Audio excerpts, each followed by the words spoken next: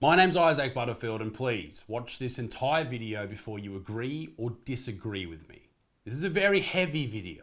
We don't have mass unaliving events here in Australia. We just don't have them. We're not like other parts of the world. They very rarely happen here.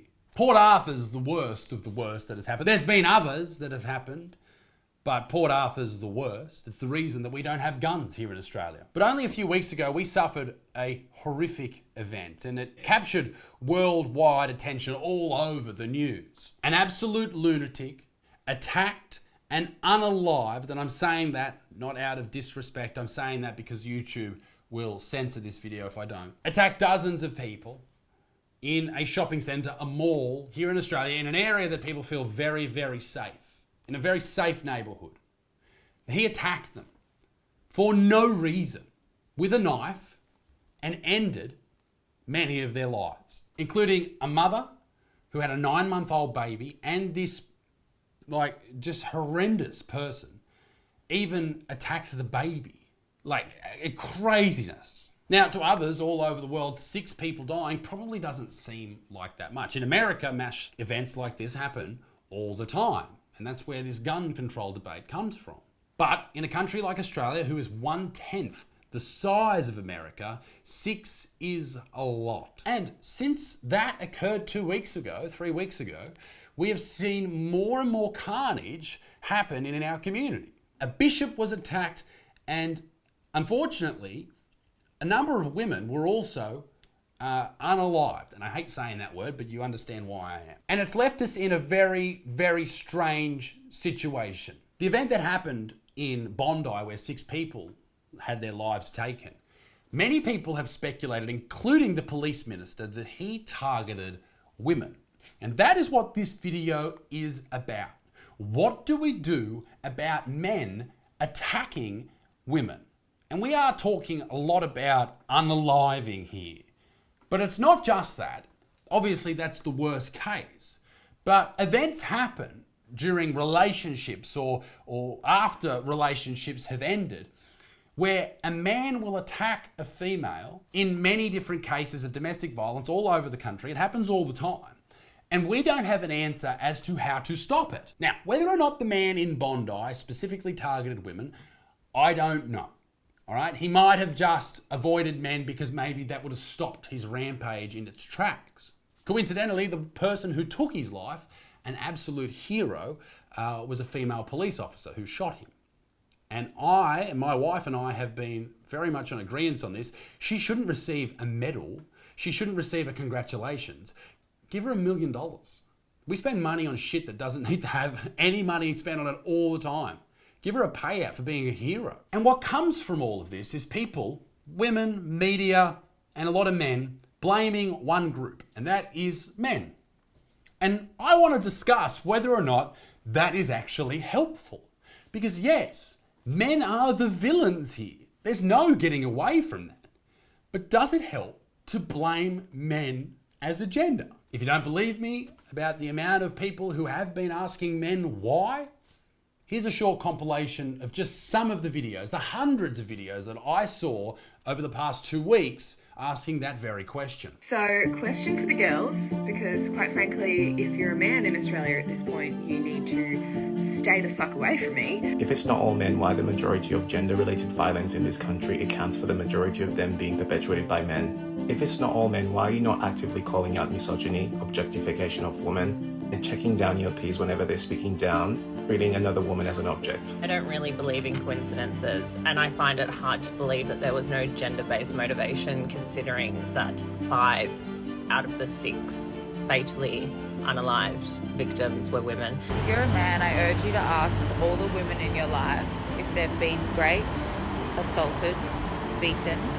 followed, scared for their life at any point. It will probably come to a surprise to you that every single woman will come back to you with a story affirming one, if not all, of what I've just said. Can you imagine if women decided that men deserved death every time we experienced misogyny, being dismissed, dehumanized, and degraded because of systemic misogyny? There would be very few men left on the planet. But I really do want, with the aim of this, to bring awareness to the disproportionate effects of domestic, family and sexual violence on Indigenous, queer and disabled people, but also really want to be able to use this protest as not just all of us coming together and having a shared collected moment, because that is healing and it does do stuff.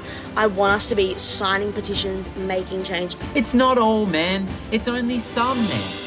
It's not a statistic. It's a warning. Existing as a woman literally becomes more terrifying by the day. And one of the most terrifying aspects of it is the fact that the entire world around us does not seem to want to acknowledge that. Hundreds of angry women asking men, why are you doing this? Why do you keep doing this? So, I filmed the rest of that video and had it edited and had a look at it, and honestly, I just don't think it's necessary. We know it's not all men.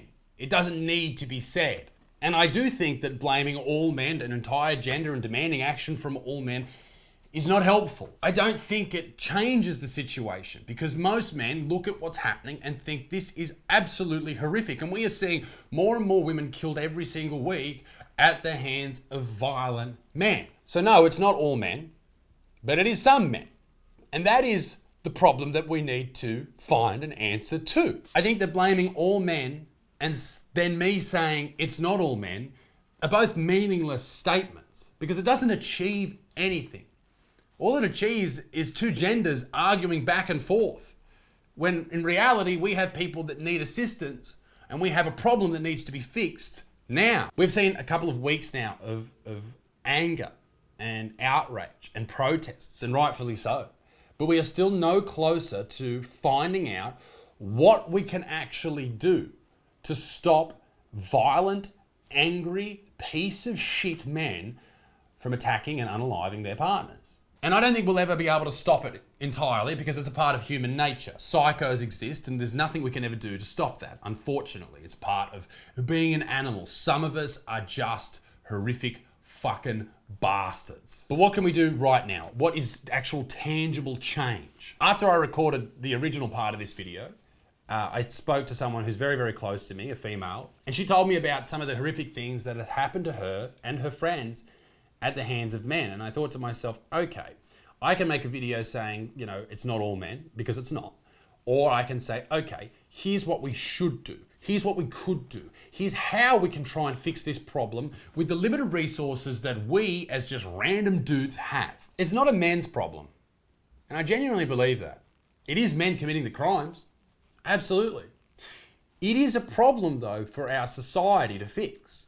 It's a problem for our police to fix and our justice system to fix. It's a problem for people as fathers to fix, as friends to fix, as all of us to fix. It's horrific to think that somebody would lay their hands on a female, a man to lay their hands on a female, or anyone in a domestic relationship, or anyone ever, really. Like, violence is just not okay.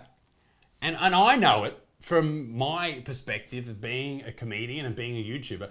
The amount of violent threats that I've had are outrageous, and they're all from dudes. So what makes a man violent?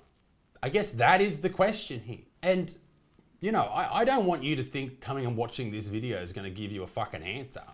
And I'm not trying to change the world. I'm not trying to do any of that shit. I'm just trying to literally sit here and hash out ideas in my own mind, and then hopefully we can at least start a conversation about what should be changed. But at the end of the day, it comes down to government, and it comes down to police, and it comes down to the court system. That is what is going to actually make changes. Well, I can demand that you as a man stop this and do this and change that, but in reality, you're not going to fix it just by screaming at everybody. It's a very small percentage of men that do horrific things. And as I said before, I don't think they'll ever stop doing those horrific things, because a lot of people are just broken. So where do people break? Where are these people who start off as babies? Because all these murderers, all these pieces of shit, they started off as babies, clear slates. Nothing wrong with them. No one would ever think that they would hurt a soul. But they have. So I guess it comes down to what you see as a child. what relationship your mother and father have, if they have a relationship at all. Did your dad hit your mum? Did your mum used to scream at your dad all the time? What sort of violent household, and this goes for young boys and young girls, what sort of violent household did you grow up in? Or were there other people in your life at that time when you were a little baby that you saw fighting all the time, and then you grow up and you think this is okay? In my book, Betterman, and not to plug the fucking book all the time, and I don't want people to say, oh, Isaac Butterfield's releasing a book when all this is happening to women about masculinity. Mate, there's nothing wrong with masculinity, okay? Nothing wrong at all. Toxic people exist on both feminine and masculine planes. It has nothing to do with actual masculinity. One of the chapters in my book is all about partnerships and all about relationships and how you should do absolutely everything in your power to make your partner's life as easy as possible. And they should do the same for you. And then together you have this beautiful relationship. The chapter's called Marry Your Best Friend, because if you're not doing that, you're making a huge mistake. This is where all this fighting comes from, all this shit. You end up with someone who you don't even get along with. That's the terrible idea. And I'm not saying that that's why these murders happened. I'm not saying that at all. I'm just saying that's a good starting point as to where you should be as a man or as a woman. You should get into a relationship with someone who you really, really get along with. It amazes me how many people live in homes where all they do is fight with their partner. It's fucking terrible. Another concern for young men growing up is this incel culture.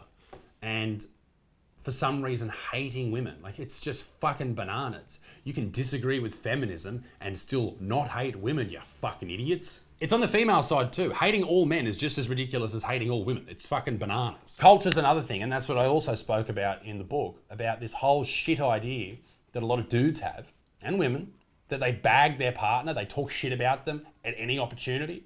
Oh, the ball and chain wants me home. Fuck that shit. You get in a relationship not because you're forced to, because you want to. I hate that. I fucking hate that shit. And that was a big part of like the footy culture, the rugby league culture that I grew up in. Everyone talking shit about their wives. Fuck that. That's not healthy. That's not good. And that's not leading to murders, but it's not leading to a healthy relationship. And that's also not leading to healthy children. That's a big part of this. There's also alcohol, drugs, mental health issues, and they are big problems as well. Toxic people, absolutely. But none of these are easy fixes. This is generational change.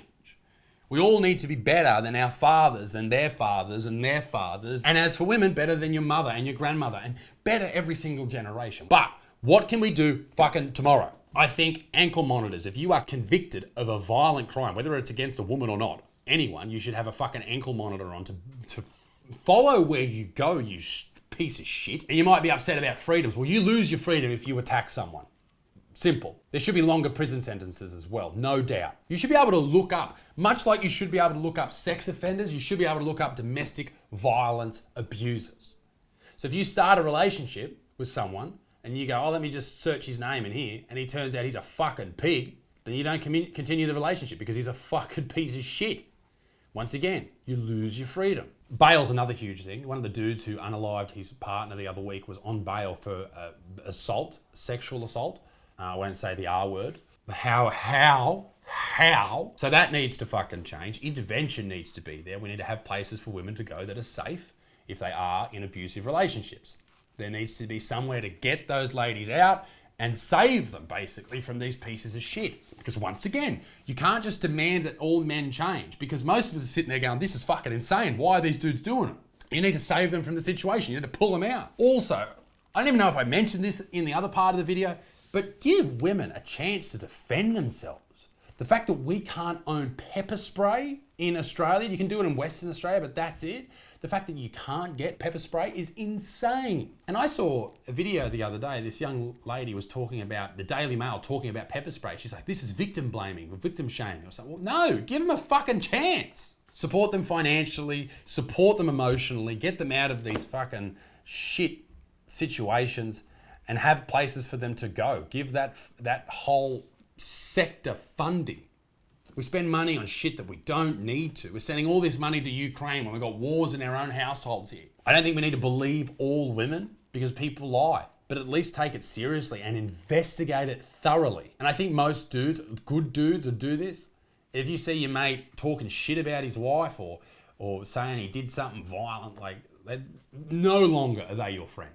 Like, no question about it. I don't think anyone who is convicted of domestic violence should be allowed anywhere near your fucking friendship group, near your footy club, near your group of whatever. I don't want people thinking, watching this video, that I have any answers at all, because this is a very, it's a full-on problem, and it's a problem that's been around forever, and it probably will continue to be around for a long time, if not forever. There are things that we can do as a society to at least mitigate the problem and try and stop it as much as we can.